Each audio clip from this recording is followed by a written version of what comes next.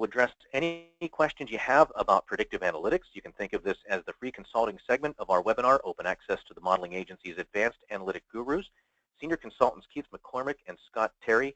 Each question you submit, like I say, it'll receive multiple perspectives from each of us.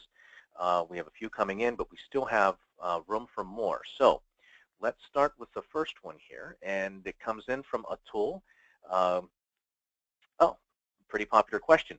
Thanks very much. Great presentation. Appreciate that, Atul. Would this presentation audio recording be shared? And we had another question earlier, whether the slides would be shared. Because we want to encourage live participation, we invite you to come back to any of these productions that are offered monthly. If you go to our website, you'll see in the navigation bar, there's a link to the webinar, or you can just do /webinar, and you can sign up for next month's or any month's production. We have the next 3 productions listed out on the website, so whatever works well for your schedule, feel free to sign up for a future one. So here's a great question from Paul. What advice do you have to get a new analytic department up and running? So we can push this out to Scott and Keith. My first response would be that, the first place to get started, and I think I said it when we were showing the training response there, the training slide, was to start, certainly with training for your team. It's the best place to start for numerous reasons. If you're going to collaborate with a consultant, they're going to be far more effective, understanding a lot of the methods and techniques, but more broadly than that, they're going to appreciate why we don't start with software and data, why we conduct a more comprehensive assessment, why we go through the steps that we do, because a lot of practitioners will start to wring their hands. When are we going to, really get our hands dirty with the data and the software? And for reasons that, Keith drilled into in his segment of the presentation, that's really, there's a lot of reasons why that can doom your approach if you start out with that. So, my response will be to start with training, and I'll stop there because it leaves a lot remaining for Scott and Keith to address. So, Scott, what advice do you have for a department that's interested in getting up and running? Well, that was a great question, Paul. I think I would expand on what Eric's already said by saying it depends on where you're at in terms of an analytics department. Sometimes we find that we think we need it, but there's not a formally approved function within a company, and then sometimes we find that, okay, we've got the go ahead. Where do we go from here? I think I'd probably rather address the former rather than the latter. The first thing is you've got to identify the need within a company. That's usually fairly easy to do if you've got some analytical expertise, or you've got some really basic analytical expertise.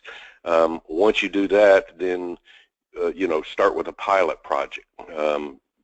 If you're trying to get an approval for an analytics function within a company, a pilot, nothing speaks like success. And so if you can find a pilot project that you can do and do it on your own time, is usually the best way to do it, and present some success. Nothing speaks like success. You bring the results to those folks who are involved, or the project owners, and more than likely they'll be impressed, and they'll want to give you some attention and maybe get that function established.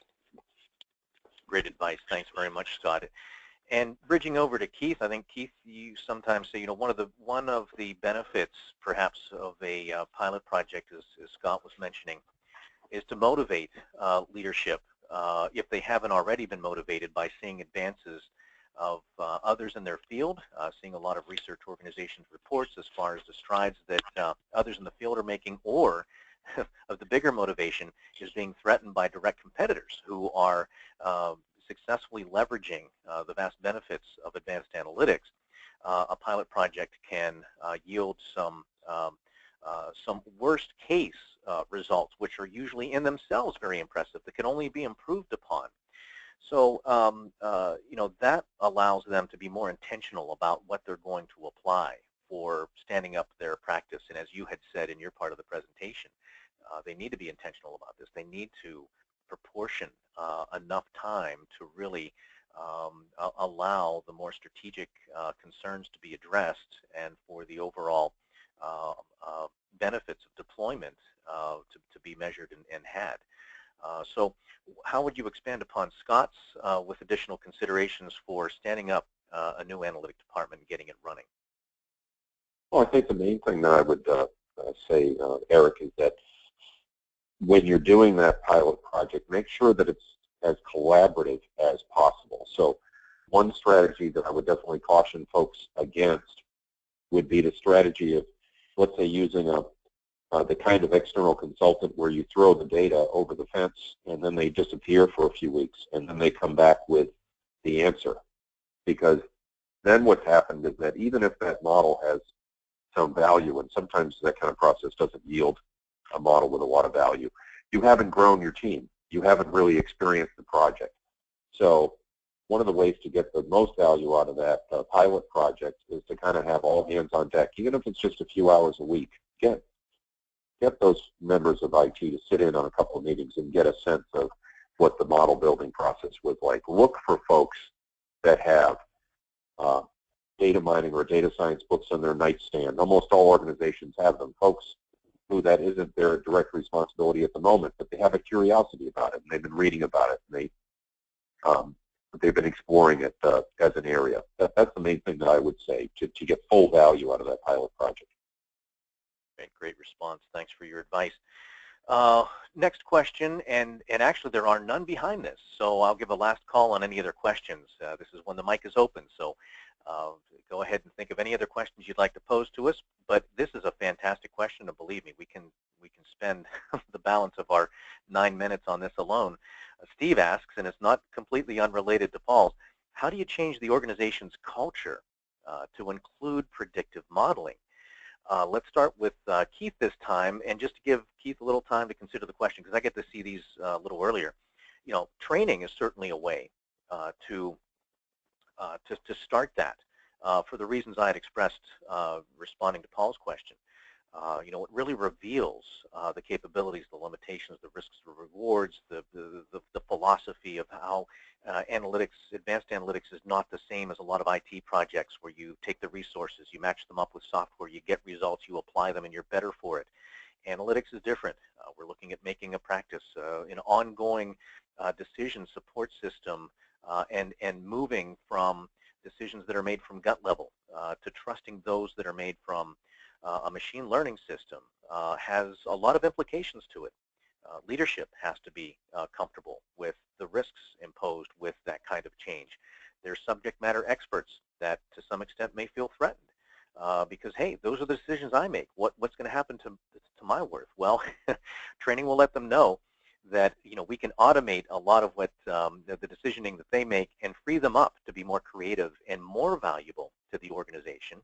And as well, if some of you logged in early, you may have seen one of the analytic quips that said machine learning models, you know, they can measure and weigh 50 variables, 500, 5,000 with equal ease, and they're not subject to low blood sugar or political influences or narrative fallacies. So you get more consistency with the decisioning as well.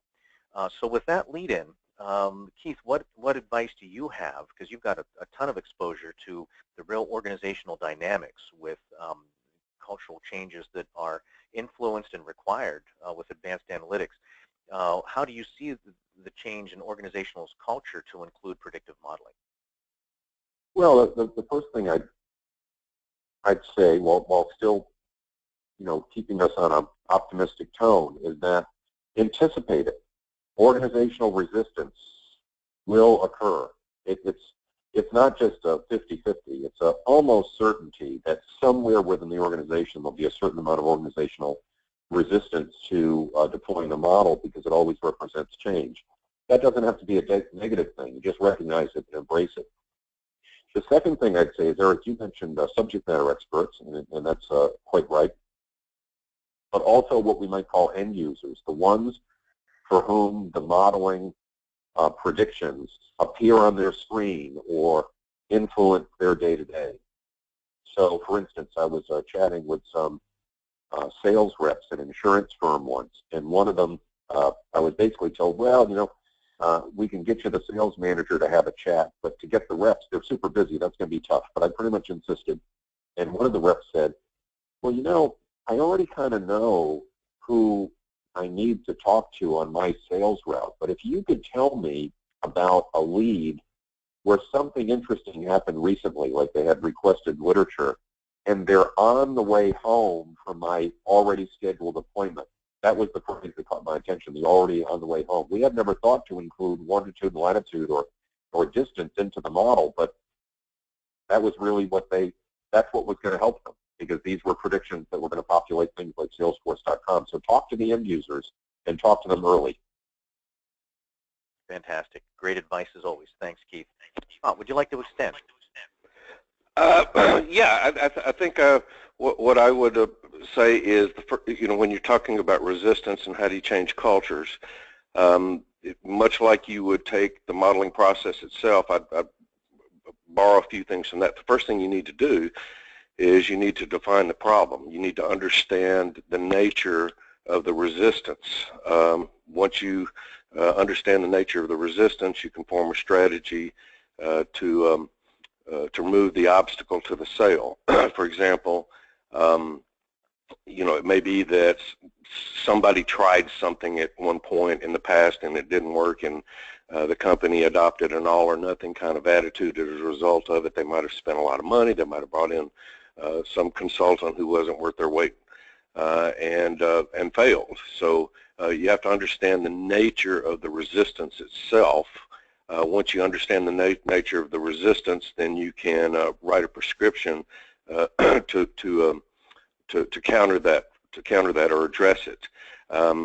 Going back to my first answer to the first question, usually the thing that you would do is you would do a pilot project or try to do a pilot project, again, on your own time. If there's no risk to the company, then they have nothing to lose. Find a sponsor within the company who's willing to let you do that on your own. Try to keep your costs to a minimum. You can either get open source software, or use stuff that you've already got to do the project, and then find a project that is low-hanging fruit, that has a good chance for success, and go for it. Great advice. Fantastic. Thanks so much, Scott. And I have one more question that came in. We have, I think, just enough time to squeeze this one. This is from Atul.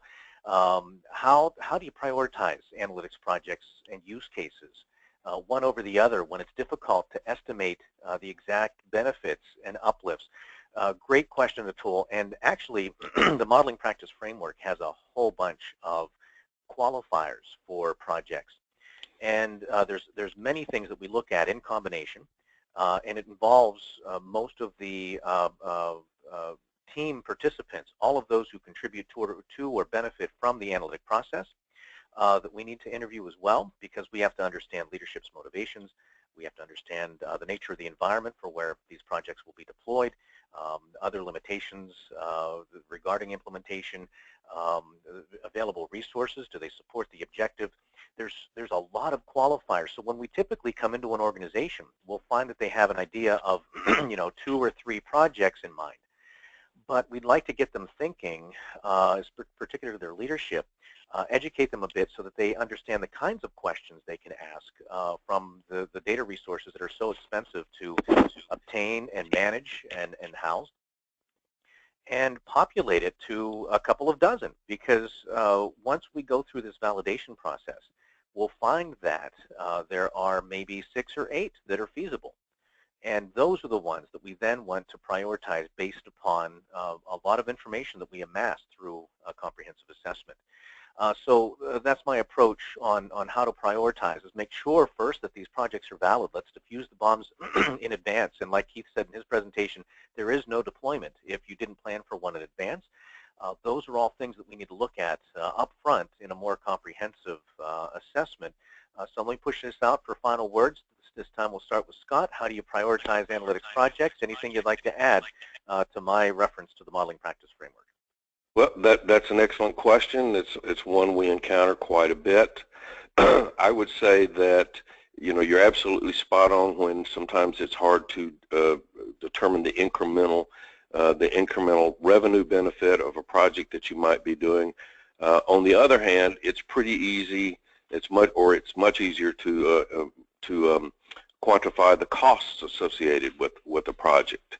So if you remember from Finance 101, you learn about break-even analysis. If you can quantify the costs, your costs are what you have to recover in a project in order to make have an incremental net revenue impact. So I'd start with that. Sometimes you'll find that project costs are much greater for one project than they are for another, and you can make your best guess in terms of what-if analysis in terms of revenue benefit, but more easily you can determine what your break-evens would be, and those fixed costs are your hurdle rates that you have to deal with in terms of a project.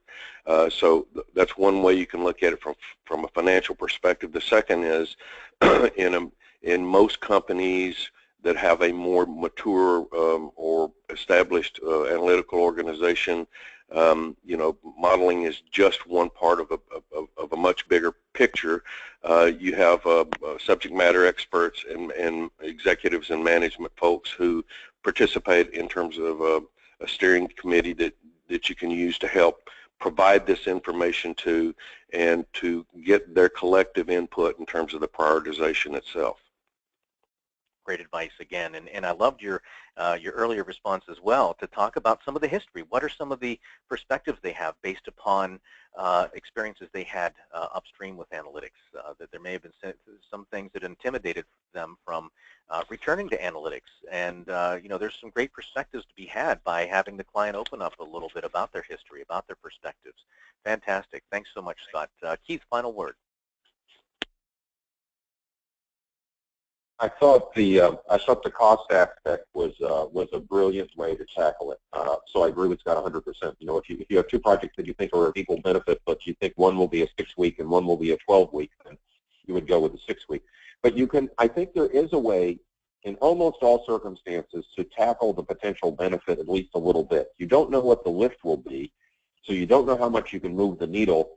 But if one project represents a $750,000 problem, and the other project represents a $3 million problem, then if you can move the needle 10 or 20%, then obviously 20% of $3 million is a bigger number. So that's one way to tackle it as well. Consideration, that's right, and those decisions, it's a collaborative consideration in view of all other risks and limitations with leadership, where the motivations are, what has the greatest impact, visibility for the organization, everything else they want to achieve. It's not always financial, public sector, more interest in cash management, risk management, things of that nature.